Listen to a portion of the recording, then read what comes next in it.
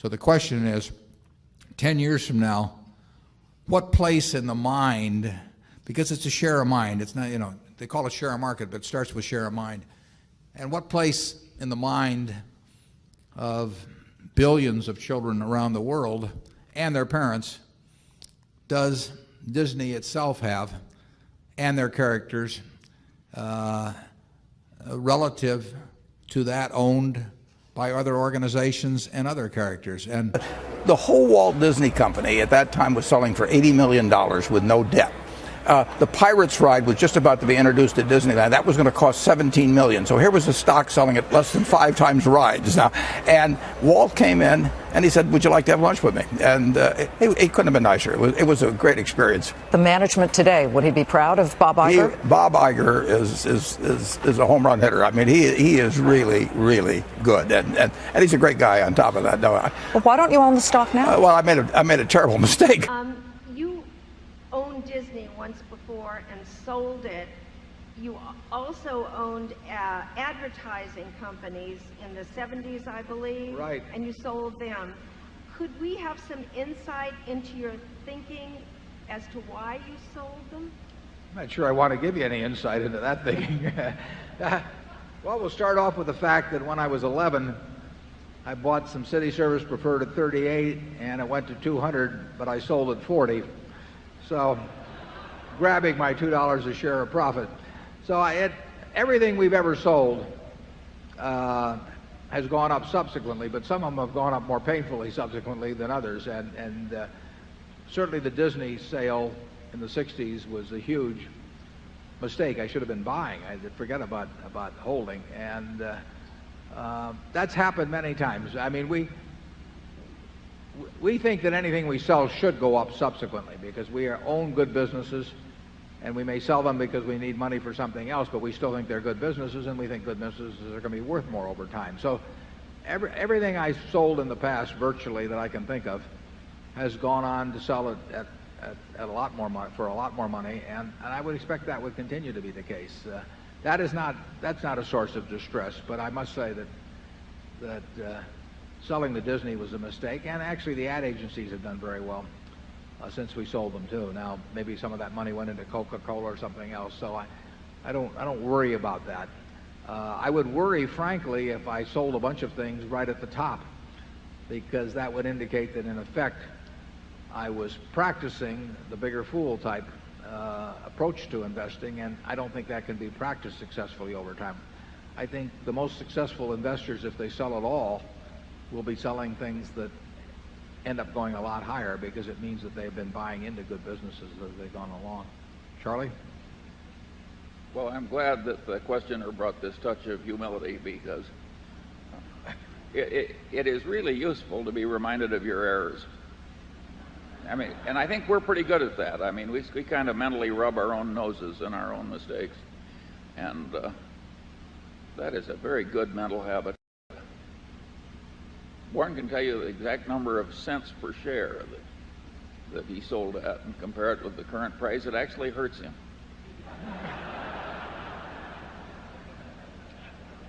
It actually doesn't hurt. The truth is, because you just keep on doing things. But it is instructive to do postmortems on everything, and say, as long as you don't get carried away with it. But every acquisition decision, that kind of thing, there should be postmortems done. Most companies don't like to do postmortems on their capital expenditures. I've been a director of a lot of companies over the years, and they've usually not spent a lot of time on the postmortems. They spend a lot of time on telling you how wonderful the acquisitions are going to be or the capital expenditures, but they don't like to look so hard necessarily at the results. Think of how refreshing the board of directors meeting would be if they sat down and now we'll spend 3 hours examining all our stupid blunders and how much we've blown. And then after that, the compensation committee will meet. Now that is not going to happen. Back to Eisner and Disney, how would you define Michael Eisner's circle of competence, and are you concerned that he might step outside it? Well, I would say that he has proven himself very good at understanding what Disney is really all about. And you can look back to the predecessor management between Walt and Eisner, and they didn't really do much with that if you look at those years. What is special about Disney, and how do you make it more special? And how do you make it more special to more people? I mean, those are the things that you want to manage. And you've got wonderful ingredients to work with when you're working with something like Disney. I mean, one of the advantages we were talking about the Mayo Clinic and brain surgeons, and the nice thing about the mouse is that he doesn't have an agent. I mean, the mouse is yours, and he's not in there renegotiating and every week or every month and saying just look at how much more famous I've become in China, or something. So if you own the mouse, you own the mouse. And Eisner understands all of that very well. I would say he's been very skillful in terms of how he's thought about it. I worry about any manager. It has nothing to do with Michael Eisner, but Charlie and I worry about ourselves in terms of getting out of our circle of competence, and we've done it. It is very tempting, and it's probably part of the human condition in terms of hubris or something, that if you've, as Charlie would say, if you're a duck floating on a pond and it's been raining and you're going up in the world, after a while you think it's you and not the rain, that you're some duck. But right. and we all succumb to that a little bit. But I think that I think Disney, Coca-Cola, Gillette, I think those companies are very focused. I think our operating units are very focused, and I think that gives us a huge advantage over the managers that are getting a little bored and decide that they better fool around with this or that to show just how talented they really are. Charlie? Yeah. Eisner is quite creative, and he also distrusts projections. And that is a very good combination to have in the motion picture business. Yeah, Charlie was a lawyer for, 20th century in the old days? Yeah, and he saw a little bit of how Hollywood operated, and it kept us out of buying any motion picture stocks for about 30 years. Every time I go near one, he'd regale me with a few stories of the past. So it's a business where people can trade other people's money for their own significance in their world, and that is a dangerous combination where if I can buy significance in my world with your money, there's no telling what I'll do. Part of the business reminds me of an oil company in California, and it was controlled by one individual, and people used to say about it, if they ever do find any oil, that old man will steal it. And the motion picture business, it's only about half of it that has normal commercial morals. Mm-hmm. No, we're not applying that to Disney. No. Disney is really Disney's done an extraordinary job for the shareholders, and they make real money out of movies. Most movie companies they made money for everybody associated with it, but not a lot is stuck to the shareholders. I would say that by far the most important person at Disney in the last 12 years or whatever it's been has been Michael Eisner. I mean, if you know him and what he has done in the business, there's no one. Frank Wells did a terrific job in conjunction with Eisner, but Eisner has been the Walt Disney, in effect, of his tenure. He knows the business. He loves the business.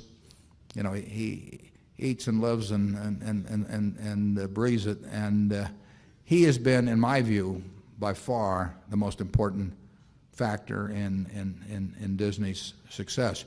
Now they face competition.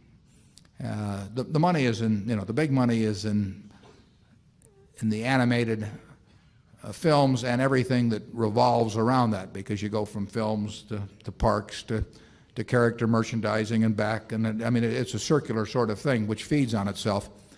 There's going to be plenty of competition in that. I mean they've you've seen what MCA and Universal's going to do in the parks in Florida, and you know what DreamWorks is going to do in animation, And now you've got new technology and animation, through Steve Jobs, and there's a lot of things going on in that field.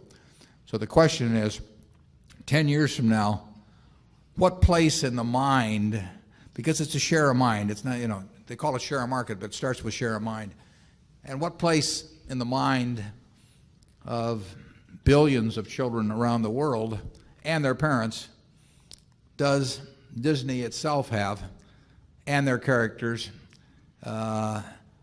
relative to that owned by other organizations and other characters? And it's a competitive world, so there will be people fighting for that. But I would rather start with Disney's hand than anyone else's by some margin, and I would rather start with Michael Eisner running the place than with anyone else by some margin. So that does not mean that it can't become a much more competitive business, because people look at the video releases of a Lion King and they salivate. You sell 30 million copies of something at whatever it may be, $16 or $17, and you can figure out the manufacturing costs, and it gets your attention, and it gets your competitors' attention. But going back, if I thought the children of the world were going to want to be entertained 10 or 20 years from now, and I had my choice of betting on who is going to have a special place, if anyone has a special place in the minds of those kids and their parents, I think I would probably rather bet on Disney, and I would feel particularly good about betting on him if I had the guy who has done what Eisner has done over those years presiding in the future. Charlie? Well, I think it helps to do the simple arithmetic. Suppose you have 1 billion children of low middle income 20 years from now, and suppose you could make $10 per year per child after taxes from your position. It gets into very large numbers, and I don't know about your children and grandchildren, but mine want to see Disney.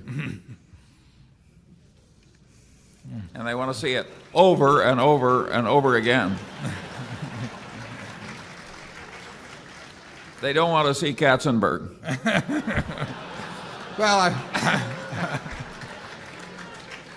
I mean, in terms of the trade name.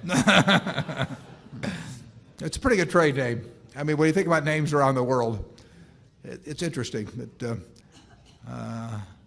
there's very hard to beat the name Coca-Cola, but Disney's got it's a very, very big name. And Charlie's point that they want to see him over and over again, and it's kind of nice to be able to recycle Snow White every 7 or 8 years. You hit a different crowd, and it's kind of like having an oil field, where you pump out all the oil and sell it, and then it all seeps back in over 7 or 8 years.